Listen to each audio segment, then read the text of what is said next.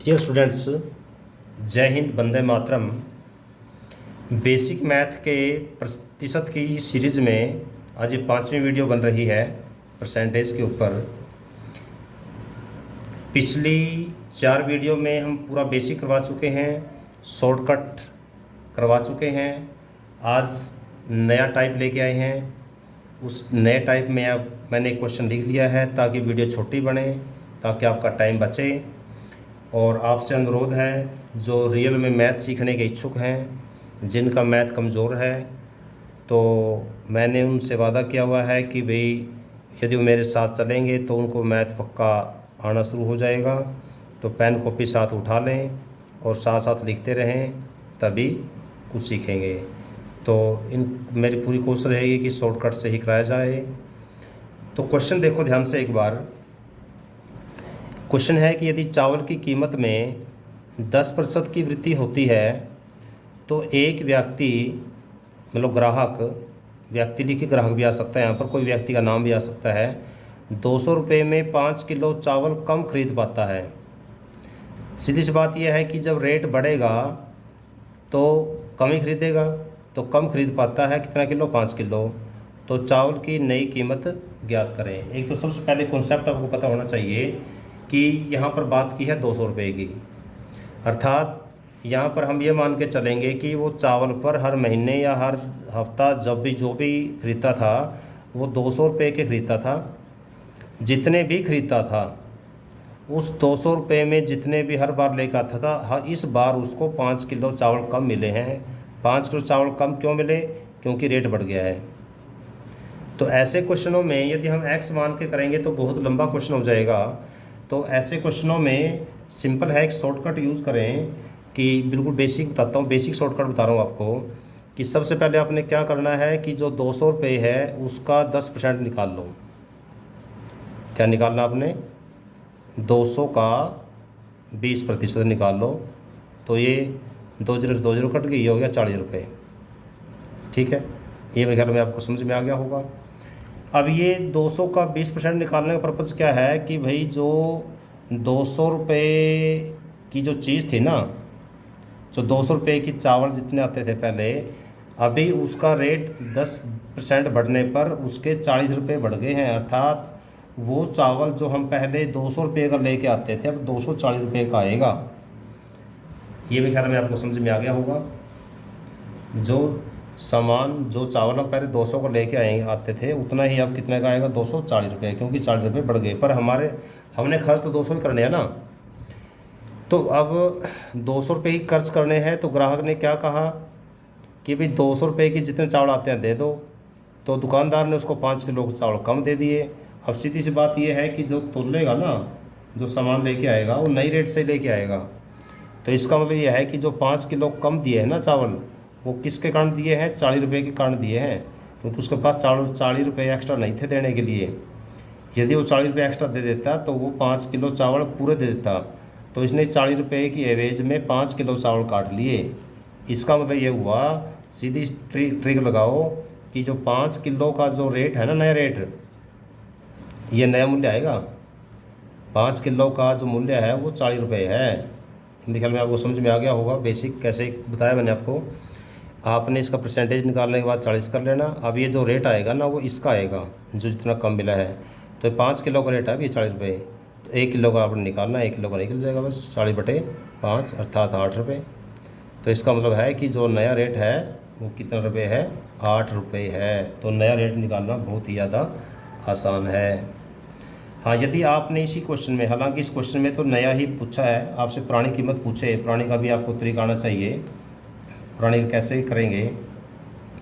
अब इस क्वेश्चन में देखो ध्यान से, अभी यहाँ पर रेट बढ़ा है 10%। इसका मतलब क्या हुआ कि यदि जिस वस्तु की कीमत 100 है उसमें 110 हो जाएगा। जिस वस्तु की कीमत मान ले 100 रुपये है तो उसकी अब 100 में 10 जोड़ देंगे तो 110 रुपये हो गया। तो 110 नई कीमत है। तो आपने क्या करना है कि भी यदि नई कीमत 110 है, 110 समझ में होंगे ना। अभी ये 100 + 10 परसेंटेज का मतलब आता है 100 में से 110 है। तो पुरानी कितनी थी उस टाइम? पुरानी तो 100 थी ना, पुरानी 100 थी, अब 110 हो गई है। एक थी तो 100/110, और वास्तव में अब कितनी है रेट 1 किलो का? 8 रुपये।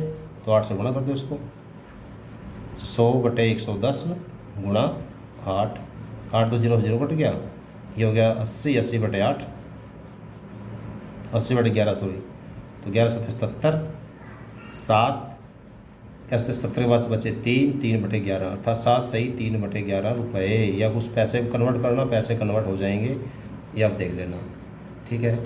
अब ऐसे क्वेश्चनों में आप एक फार्मूला भी अप्लाई कर सकते हो, मतलब नई कीमत निकालना तो आसान है ही है, इसमें तो आपको एक शॉर्टकट मैंने बता ही दिया कि इसका परसेंटेज निकाल लो, और वो उसको जितने कीमत कम या ज़्यादा होती है उससे भाग कर दो। सिंपल सी बात, जैसे 40 आया, 40 को सीधा 5 से भाग कर दो, ये इकाई लगाने की भी ज़रूरत नहीं थी, ठीक है ना। तो इसमें आपने इकाई लगाने की ज़रूरत नहीं थी। अब इसमें अपने क्या करना है, तो पुरानी कीमत निकालने के लिए क्या फार्मूला अप्लाई करते हैं, 100/100 जमा वृद्धि प्रतिशत, 100 जमा वृद्धि प्रतिशत, जितनी प्रतिशत दी होगी गुणा नया मूल्य, ये आपको उत्तर आ जाएगा, पुरानी कीमत निकल जाएगी। जैसे हम इस फार्मूले से करें तो इसमें 100/100 जमा कितना है, 100 जमा 10 110 हो गया, 100/110 गुणा कितने 8, तो कटने के बाद वही आ जाएगा, देखो 100/110 गुणा 8, 100/100 जो वृद्धि प्रतिशत गुणा नया मूल्य।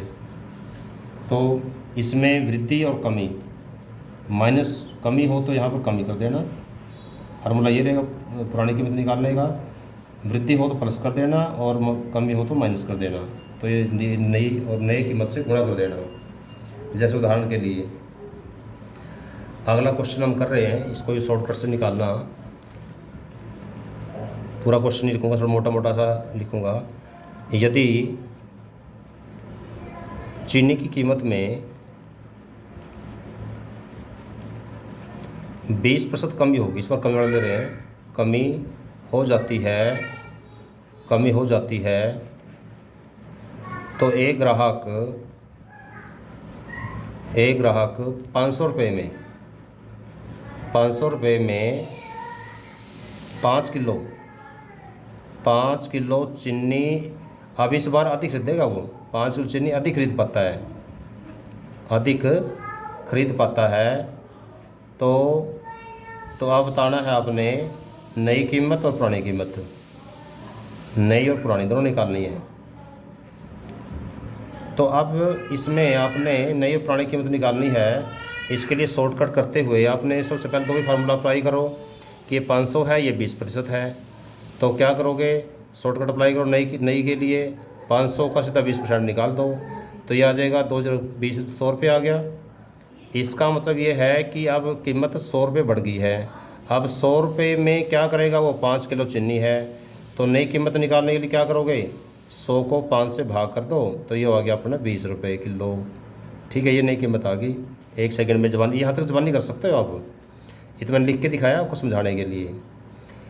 अब पुरानी निकालने का फार्मूला वही आपको जो बताया था, ये वाला फार्मूला क्या है, इसमें 100/100, अब इसमें कमी हो जाएगी, 100 - 20, 100 - 20 हो गया ना, और गुणा क्या कर दोगे 20 से, बस ये उतरा गया आपका। तो क्या होगा 100/80 गुणा 20, 4 रुपये कट गया, 25 भी कट गया, तो 25 रुपये पुरानी कीमत हो जाएगी। तो ये आपका फार्मूला हो गया। तो इस प्रकार से आपने फार्मूला बेस शॉर्टकट बेस करना है, ना कि एक्स मान के करोगे ऐसे क्वेश्चनों में। मैथ में आप देखोगे ज़्यादातर मैथ में इसको एक्स मान के किया होता है ऐसे क्वेश्चनों को, और एक्स मान के करोगे तो बहुत लंबा क्वेश्चन हो जाएगा। तो ये आपने ध्यान देना है, इन जो किसी वस्तु की कीमत बढ़ती है या घटती है ऐसे क्वेश्चनों में करना है। धन्यवाद, जय हिंद।